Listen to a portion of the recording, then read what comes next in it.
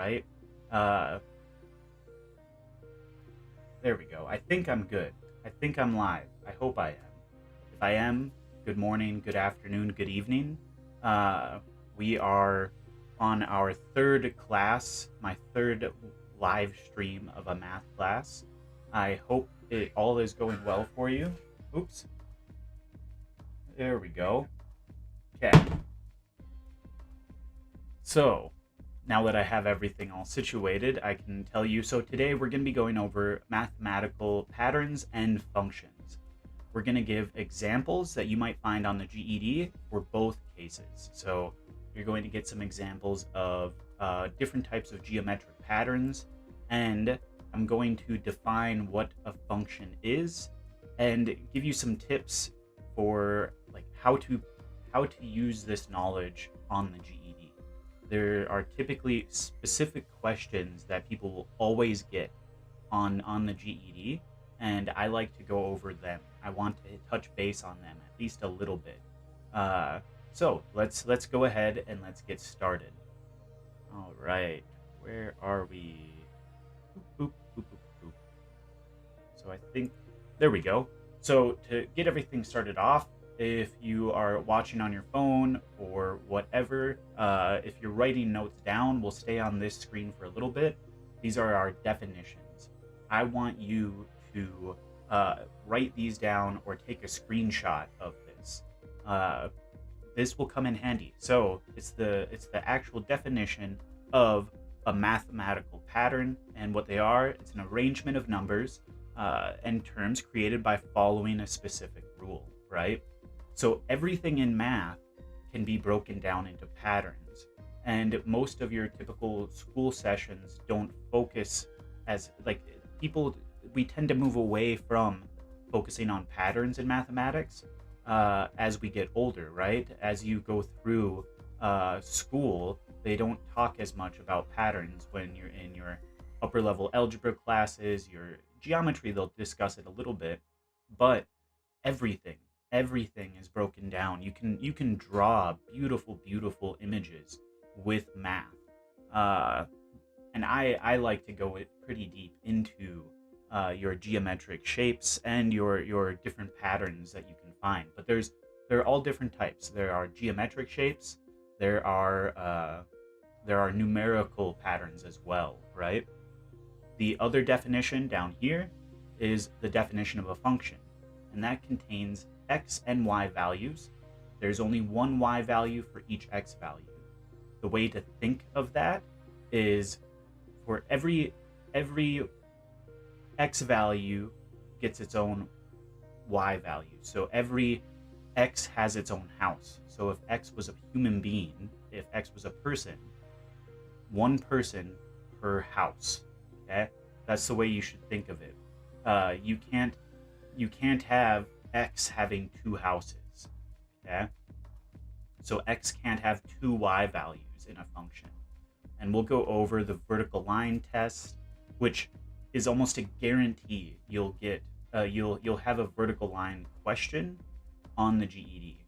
Almost 100% certainty, I would say, from my experience, from my students in the past, they almost always get that vertical line question, and it's a visual one. I'll go over that. We'll see if I can help you understand what I'm talking about when I say a vertical line test. Okay. All right. So if you don't have these definitions down, make sure you take a screenshot or write them down, or just come back to the video a little bit later on. So let's move on to, first off, I'll delete all of this, and we're going to first go over some examples of geometric patterns. So patterns with shapes. So it's kind of fun. It's nice. They are pretty. So let's take a look at our first one. And here we have our first one, and it's circles, right? In our first set, we have 3 blue circles. And then it moves on to 6 blue circles. And then it moves on to, well, let's see here. 1, 2, 3, 6 plus 4, so 10 blue circles. So we have 3, 6, and then 10. And remember the definition earlier, it says that it follows a specific rule in math. Can you identify that specific rule? And, you know I don't have too many people watching right now, but I will go over the rule here. So let's see if I can bring over my window so I can show you. Okay. I have my window somewhere. Uh-oh. Oh, I don't have my digital pad open. And look at that. It doesn't even look. Oh, I'm just messing it all up, guys. That's okay. Let's go ahead. That's the fun part of doing a live. So, I do not have my USB plugged in. We'll see how this goes.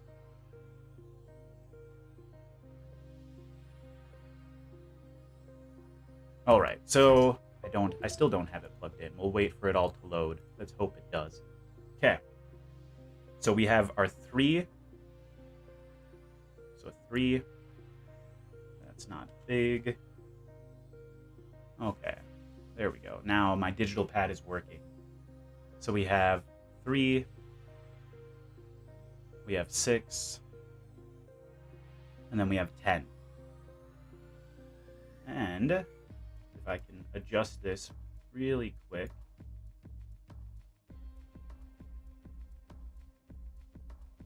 So we can move that over, and we actually have a 1 over here. So 1. So we have 1, 3, 6, and 10. There is a pattern here. There is a geometric pattern. What's happening between each one of these shapes? And they might ask you something like this on the GED. So from here to here, we have a +2. From here to here, we have a +3. And from here to here, we have a +4. Now, oh, let's go over here. There we go. Perfect, kind of. As perfect as what it can be for right now. So we have we are starting to see the geometric pattern here. So for every movement we go over, we're increasing the number we're adding by 1, right? So from this pattern is going +1, +1. So what is our next pattern? We can tell that by this geometric shape. And there would be an equation that describes this. So our next object should have a total of 15 circles in it. So this would be the +5, or no. Yeah, +5. And then a +6, and +7, and so on. So that pattern will continue on to infinity, on and on and on. All of your equations, all of your expressions, they all have certain shapes and different growth rates, all of that fun stuff, which eventually I'll get into all of that on this channel. It's still starting out. We're still a baby channel.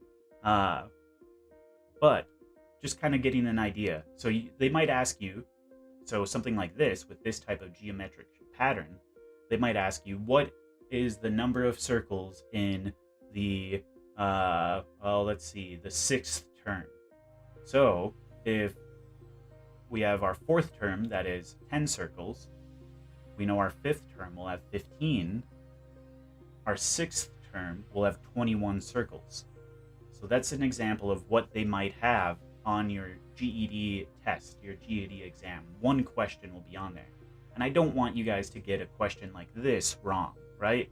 It's just a geometric shape. It's some circles. I really do not want you guys to get that wrong. Let's take a look at another geometric shape and see if you guys can identify this one. So, oh, okay. There we go. That looks a lot nicer now that I have things a little bit better situated. Okay. So here we have circles again, but they're notice the pattern of them. So we have 1, 4, 9, 16. So the other way of looking at it, where is my, there we go. So we have 1, 4, that's just the total number of circles. 9, 16. Can you identify the pattern that is happening here? And if not, that is perfectly fine, because that is what I am here for. Well, look, let's think of this a different way. Let's think of this pattern as a different way. Instead of it being the 4 or the 9 or the 16, what about the dimensions? What about the number of length and width of these circles? So we have a 2. Oops. We have 2 by 2. 2 by 2. And then we also have a 3 by 3. This is technically a 1 by 1. And then here we have a 4 by 4. Right? So what would our next shape be? Well, it would be a 5 by 5. We've identified the pattern. But can you recognize the rule? Can you describe the rule of what's happening? This is what you would call a square pattern, which, yeah, they are shapes of squares. But it is 2 squared, 3 squared, 4 squared. This one would be 5 squared, 6 squared, 7 squared, and so on. Like, the pattern will keep going. So I can ask you, what number of circles is in the 6th term of this pattern? So what number of circles, how many circles are there in the 6th term of this pattern? Well, what is 6 squared? What is 6 times 6? That is 36. Not too bad. Now that you know this, now that you've seen this, I hope that it stays in your brain when you're taking whatever test you're taking, or whether you're in school still, in your high school. I hope that this geometric pattern business can stick in your brain. You want to look a little bit deeper into the patterns themselves. Okay. Let's go ahead and move on to... Oh, I don't need to delete all of this stuff because I'm going to get rid of it all. So let's go back to our main dashboard here. I think it is... I think I can get rid of that and that. And there, perfect. We're good to rock and roll. And then the last one is to bring this up. There we go. So we have our first example. This is the type of question that you'll be getting on the GED. It's what is the value of f of x? So we're talking functions now, okay? And you know, we've defined functions as every x value gets its own y value. Every x has its own house, right? And our question is, what is the value of f of x if x equals 4 in the function f of x equals x squared minus 5? This is just a practice problem. They're not trying to confuse you here. It is just getting you comfortable with the wording of how it's noted, right? So you might be used to something like y equals x squared minus 5. Well, when you're dealing with functions, functions are very specific, right? This is an equation, and it's also a function. But this y, it's the same thing as when I say f of x, right? So f of x equals x squared minus 5. Same difference. For the most part, 90% of your math, you're going to be okay. Up until some upper level math classes, you're okay just thinking this. You can think, okay, just replace the y with f of x and it's time to rock and roll. When they tell you, if x equals 4, they're wanting you to replace the x. So the f of 4 equals, and then we're going to replace the x with 4, so 4 squared minus 5.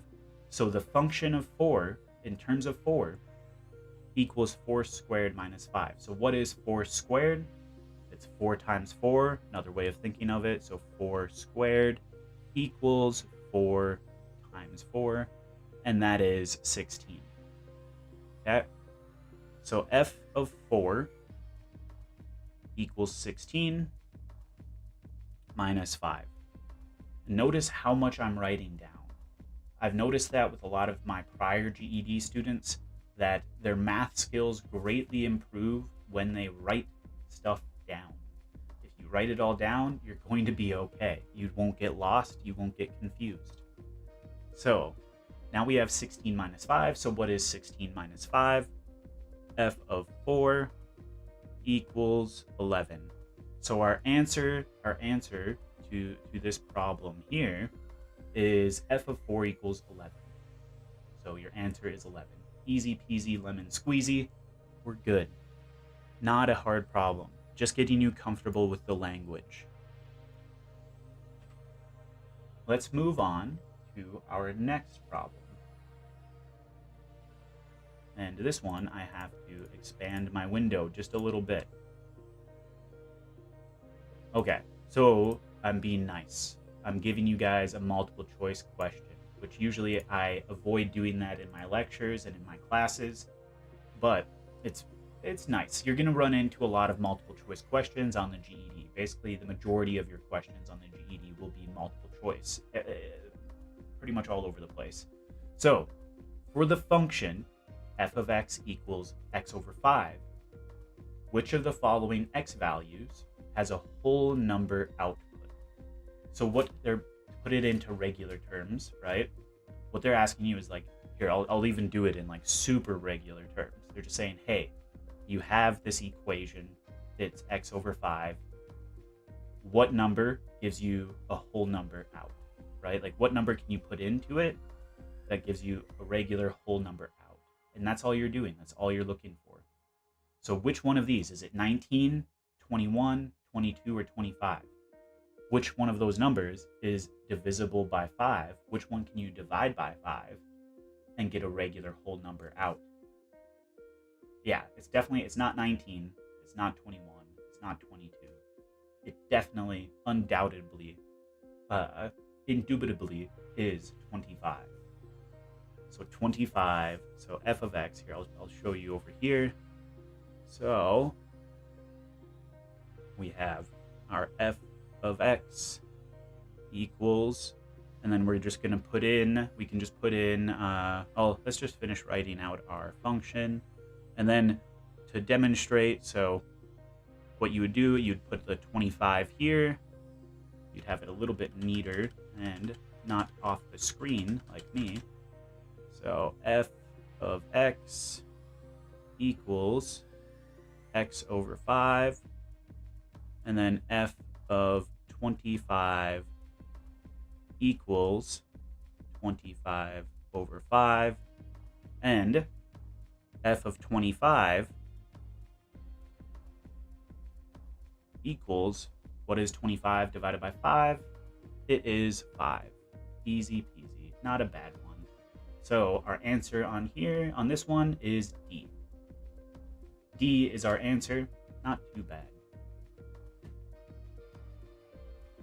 Functions and patterns. This is actually a very nice section. The intro to this is very nice. In our next class and moving forward over this next week, the content of the classes, it will start to get more difficult. It's going to feel like an accelerated GED prep class. Okay. Let's scroll down.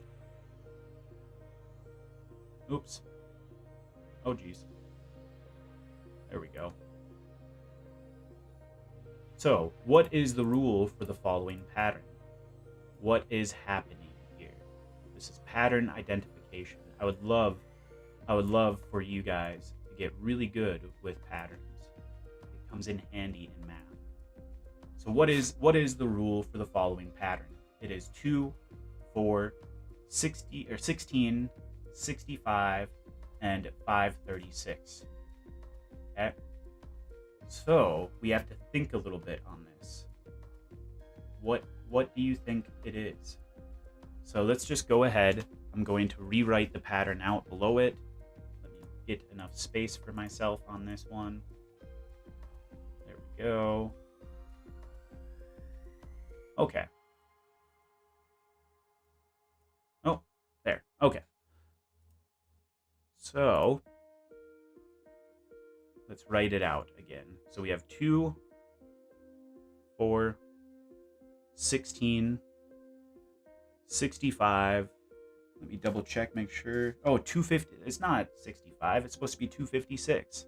So I spilled coffee on my notebook here right before starting everything up. So this is wrong. This one is wrong.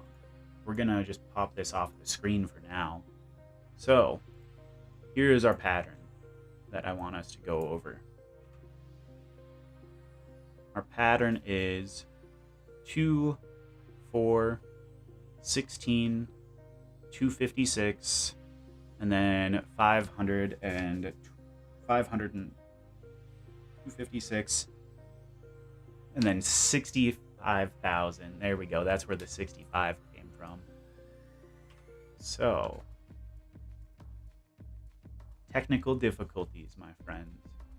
So then we have this number. This is 65,536.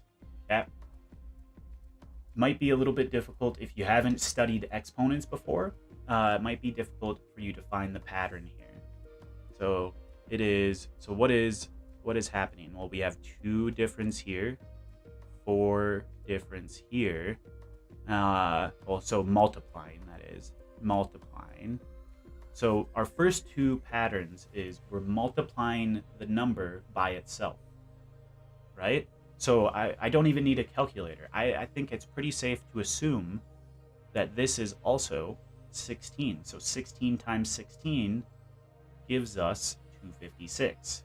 And the reason why I can safely assume that, I mean, if you're on the test, you might want to double check it.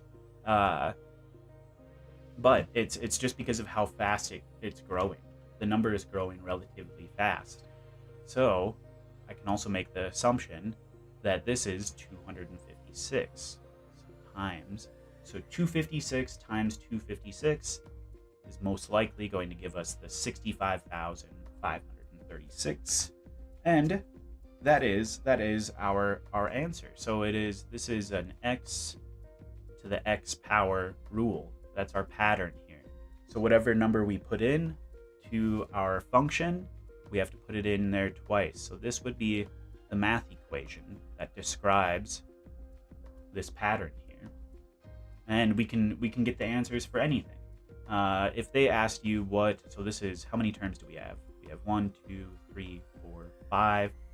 So if they asked you the 6th term, the way that you would find the 6th term is to do this. So 65,536 times 65,536, and you'll get the answer to the 6th term. Patterns, they are everywhere in math.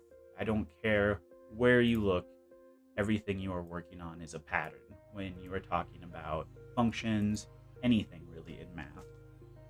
So let's bring down our question again. And so what is the 6th term in this sequence? So let's take a look. Let's see if we can figure this out. So what we have is 196. Well, 196 going over to 96, going over to 48, going over to 24. And it might be difficult to see the pattern at first, right? But only work with what you know at first, right? Like, you need to answer questions fast when you're studying the GED. So, what can you see? What pattern can you see? The first one I noticed is 48 and 24. What's the relationship between 48 and 24? 24 is half of 48. It is 1/2 of 48. Is 48 1/2 of 96? Yeah, it is. And we can assume, even if you couldn't do it right in your head right off the bat, that 96 is 1/2 of 192. So they're cutting it in half. Oh, I just hit my microphone. They're cutting it in half every step of the way. So what is 1/2 of 24? It is 12. So that would be the 5th term. And they want to know the 6th term. So what is 1/2 of 12? Yep, that is 6. So 6 is the 6th term. So our answer is 6. These are the types of questions you're going to get on the GED at certain sections, right? Your GED math test, it covers quite a bit of math. It covers everything from introductory algebra all the way through your polynomials and being able to factor polynomials, which don't even worry about that. It sounds crazy, but it's not too bad if you take it one bite at a time. So let's take a look at our next example. And if I'm going too fast, if you're watching this video at a later date, let me know. I mean, of course, you have the advantage. If you're watching this video at a later date, you can pause it. And hey, that's a good time. If you are watching this video and it's helping you out at all, make sure you hit the like button. If it's not helping you out, either comment or go ahead and hit the dislike button. I can still see it. I appreciate getting that feedback on likes and dislikes, comments, whatever. I want to help you out the best that I possibly can. So let's go down to our next question. Okay, and we'll delete all of this. So we have a very wordy math problem. If f of x equals 2 minus 2/3 x, then what is x when f of x equals 4? It's a mouthful. It is a mouthful of math. Don't get stressed out, right? I'll tell you this. My secret to being good at math is to not have a lot of stuff going on up here when I'm reading it, right? I don't panic. I don't worry about it at all. I just identify the pieces and where they go. It's this one, when they tell you this stuff, it's what I call a plug and chug, right? So let's take a look. So here it's a little bit different. They're not asking you to replace the 4. They want you to know what happens when f of x equals 4. What happens when the function, the equation, equals 4. So let's rewrite this, replacing the f of x with 4. All right. So we have 4 equals 2 minus 2/3 x. And that is our equation. We've replaced the f of x with the number 4. That's what they wanted us to do right there. So how do we go about this? It's a 2-step equation that we're solving. How do we get rid of this? Remember, it's inverse operations. If you're struggling with solving equations, my last live stream will help you out immensely. So how do we get rid of this 2 here? What's happening? Well, is this a positive or a negative 2? That's your first. Ooh. Whoa. That's your first question. Is it a positive or negative 2? It's a positive 2. What's the opposite of a positive 2? What's the inverse operation of a positive 2? Minus 2. Whatever you do to one side of the equal sign, you must do to the other side.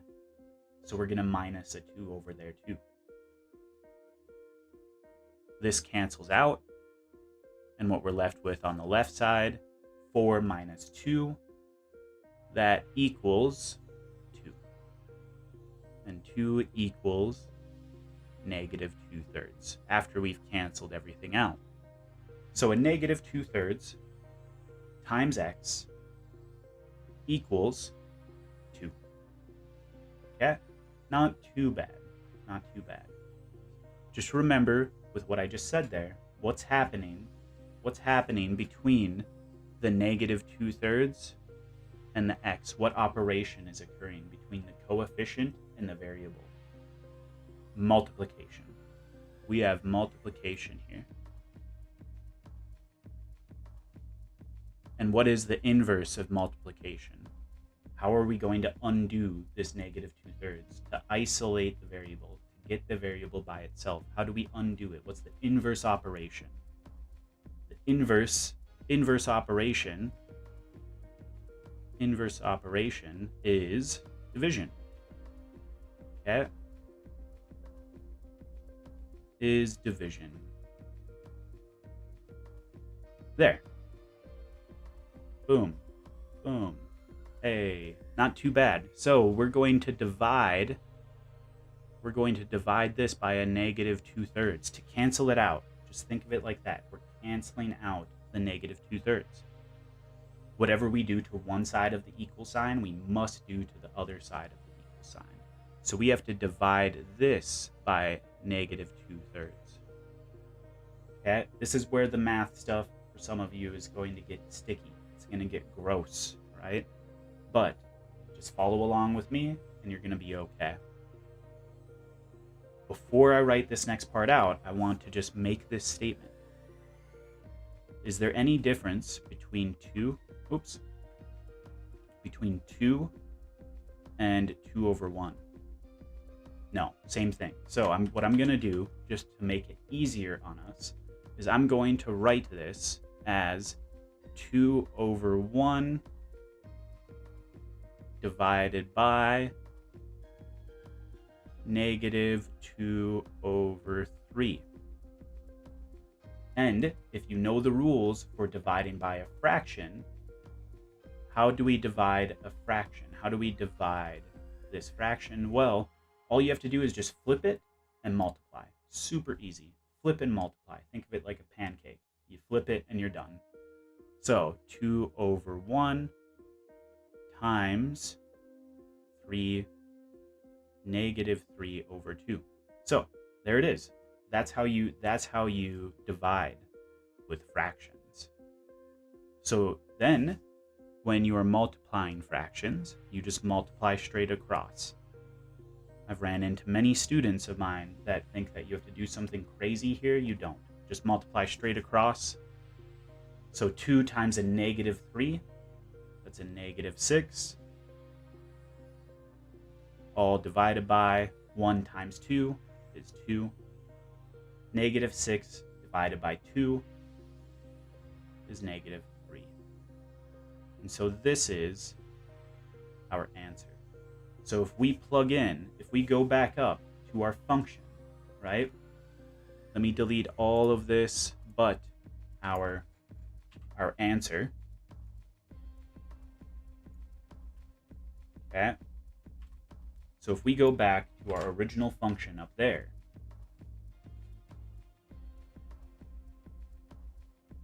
if we plug in for x, for the value of x, if we plug in negative 3 for the x, we should get an answer of 4. So this is your check step. Always, if you have time, always do your check steps in math. Negative 3.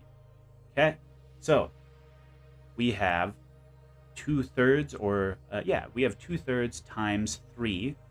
So what is 2/3 times a negative 3? We have 2 minus, and then this minus sign still maintains itself, still stays around. We have a minus 2, and the reason why is that this 3 and 3 cancel out. The negative sign sticks around, and I'm keeping it around just for a moment, just to show you, to do this demonstration, that the way that you kind of resolve this double negative issue is kind of cool. So we have 2 negative signs right by each other. So 2 negatives make a positive. Not always in life, but in math, So we have a 2 minus a negative 2. It's like double speak. It's like reverse talk. If I asked you to reverse, what are you doing? You're still going in the same direction. If I told you to reverse course and you start going the opposite direction, right? And then I say reverse course again. So now you're heading back in the same direction. So 2 plus 2 is 4. So when we have the input of, what direction? This direction. When we have the input of the negative 3, we get an answer of 4, which that is what they told us right here. We're good. We have completed this question. All right. Let's go ahead and move on to our next example question. This one is a little bit more beefy of a question. So this one, we're going to have to kind of do some interesting things with my screen. Let's see if I can get it. Oh, almost. There we go. Okay. This one can be challenging. So here, this is kind of testing out, if you remember the definition of a function, right? Every x gets its own, or every y gets its own x, or every x gets its own y. That's a one-to-one function if they both get it. Okay. Why is this not working? There we go. All right. So we have our chart. It says the following table is supposed to correspond to the function y equals x plus 1, all divided by x squared plus 1, right? So how are we supposed to answer this? Well, it is right here. So which one of these, I don't have it up. Oops. Okay. So which one of these values for x does not work? Which one is not true? That's what they're going to ask you. Something similar to that. They want you to find which one of these values in this table does not work for this function. So what you have to do is go through and plug each one in, or mentally plug it in. That's what we're going to practice here. And see if the value is correct. See if your answer is right.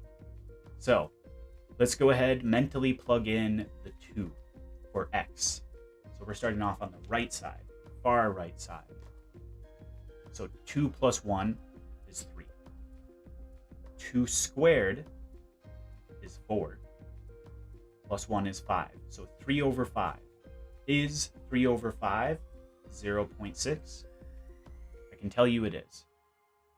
It's just a simple trick. All you have to do is multiply both the top and the bottom by 2. That gives you 6 over 10, right? And then multiply that by 10 again, and that gives you 60 over 100. That's 60%, or the decimal, 0.6. Let's see if 1 works. So 1 plus 1 is 2. 1 squared plus 1, well, that's also 2, because 1 squared is just 1 times 1. So 2 over 2. That is, what is 2 divided by 2? Boom, 1. So that one works. What if we plug in 0? 0 over 0. Yep, that works. 0 plus 1 is 1. 0 plus 1 is 1. So that gives us, yeah. Do you know what? I made a mistake if you were listening. So let's go back to the 1 value of x. So plug in 1 again. 1 plus 1 is 2. So that's our top value for this function. 1 squared plus 1, that's also 2. So 2 divided by 2 is 1. And our answer is, they're saying it's 0.5, which that's not what we want. So that is the wrong answer. X of 1 gives us a y value of 1, not 0.5. Okay? So There's what we found. See, these problems, they can get tricky. They can get wordy. They want you to get lost in them. And the key is just to go slow. And then you'll find your mistakes. You'll do a lot better on your exam. Okay, let's see. I'm just going to turn this off now. And I want to discuss the vertical line test. So let's talk about that. Specifically, the vertical line test that there's a good chance you'll see something like this on the GED. Okay, so what you'll get is you're going to the visual vertical line test. They're going to give you like probably 4 different graphs, and they're going to say that you have a graph like this. You have a graph like this. So this would be A, this would be B, this would be C over here, which I haven't drawn yet. So we'll say that this, okay, and D we'll put as something like this. Or no, we'll draw an exponential growth. Or partial, something like that, okay? So you'll see something like this on the GED, okay? And they're going to ask you, which one of these is not a function? They'll ask you something like that. Which one of these answers is not a function? And what you can do is, it's called a vertical line test. And if you can draw a vertical line through your function, through your graph, and you only hit one spot, it's a function. So those first 2 are functions. Look at this right here. We draw our line through C and we hit the graph twice. So think of it, I want you to still think of that definition, that there's only one y value to the x value. Okay, so that is our x line, our x-axis, and this is our y-axis, right? So your vertical lines are y's, your horizontal lines are x's, and if we put a graph like that in here, so maybe this point right here and this point right here, this is, we'll just call this 3 and 3, and this point is 3 and 5. Notice how the x value, which is 3, gets tied into 2 different y values of 5 and 3. So this is not a function. When you get something like this, that parabola on its side is not a function, okay? All right. So that is a very quick, a very nice and easy kind of quick go through, and I'll do a better one for a video. If you guys need help with any of these things, I do have my other videos, right? Go check them out. This will help you. If you need to get caught up with what this class was about, make sure you watch my prior live stream. It's about an hour long, and we discuss equations that should help you out a little bit. If you need hands-on help, if you need a tutor, a virtual tutor, I can do that for you. I am a virtual tutor, and all you have to do is go to the link down in the description. It is www.tutoru.net/mind. Otherwise, I hope you have a beautiful day. Continue on in your pursuit of getting your GED. It is awesome. And if you are about to get it, an early congratulations for passing your math test. Otherwise, subscribe, like, and comment. Help me help other people, right? When you do those things, it pushes my channel out there. So I can help more people out. But yeah, I hope you have a beautiful day. We'll talk again soon.